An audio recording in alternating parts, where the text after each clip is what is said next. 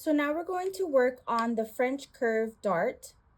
Again, this is in our sample notebook. So you want to go ahead and get your pattern, and we're only going to cut out one, and you do not have to cut it on the fold. So we're only going to cut out one part of the front bodice and one part of the front bodice, but the bottom half of it.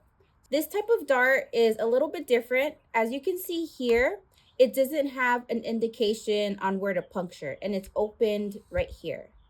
So it has a little opening here.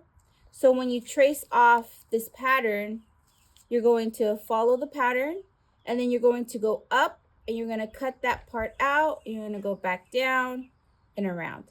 So this is just another way to cut into your patterns, and you should also know that this indicates that it's a dart. So I'm going to show you how to sew this dart together. But the first step is we want to attach these two pieces so it makes one whole bodice. And then the dart will be on the side of the garment so it has a more fitted look. So I'm going to do good side to good side.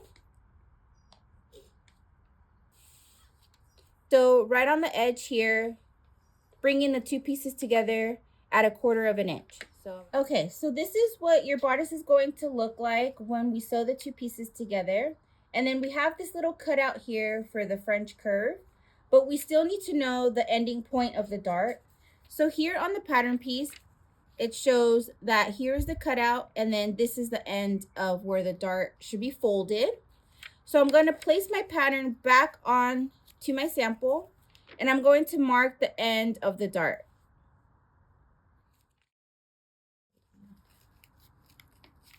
So I just marked it with the awl, and I know that this is where the fold needs to end.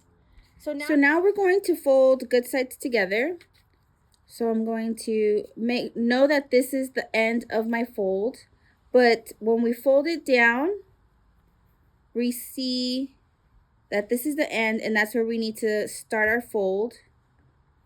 And we're going to only sew this part down. So I'm grabbing my fabric and I'm following the curve of the dart. That is very important. Okay, so now I'm going to start my notch, and I'm going to make sure that these points are pointing the right way, which is outward. And then I'm going to lay this flat, and I'm going to follow this curve all the way to the end over here. I'm going to sew this dart at 1/4 inch just because it's our sample. Back tack. And then right here is the end of where we cut open. I want to make sure that we're following that curve. And we're also remembering that we have our point here. So this point has to be followed as well, okay? So make sure that your point is there, that you're following towards that point. Everything's going to wrinkle on you because it is on a curve. So you just want to do your adjustments and then just keep sewing. And then I'm going to end it over here. And again, we're not going to back tack. We're just going to lift up our needle and then release and get thread out. So it's going to look like this.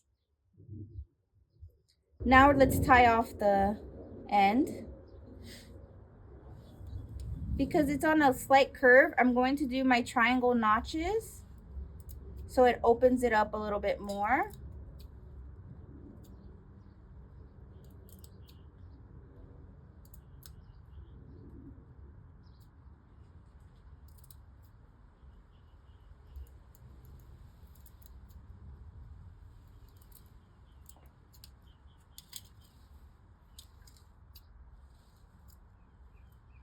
So now when we flip it around, you can see the slight curve and how it's pointing towards the end of this notch in the dart. If you sewed your line and your dart hole is over here or over there, you did something wrong. The line has to follow the end of this dart line like this. Also, the dart is not laying flat anymore because it is on a curve. So you're going to have a little ripple effect here. So just keep that in mind.